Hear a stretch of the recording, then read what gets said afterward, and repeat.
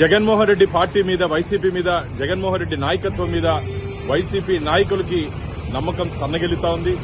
2024లో కేవలం 11 స్థానాలకే పరిమితమైపోయి ప్రతిపక్ష హోదా కూడా రాకుండా ఆంధ్రప్రదేశ్ ప్రజలు జగన్మోహన్ రెడ్డి పార్టీని ఓడించడం జరిగింది.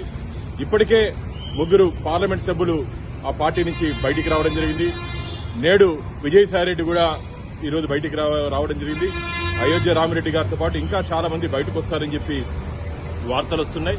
రాబో రోజుల్లో ఖచ్చితంగా వైసీపీ ఖాళీ అవ్వడం ఖాయం. నాయకుడంటే ప్రజలకి అందుబాటులో ఉండాలి, ఆ పార్టీ నాయకుడికి అందుబాటులో ఉండాలి.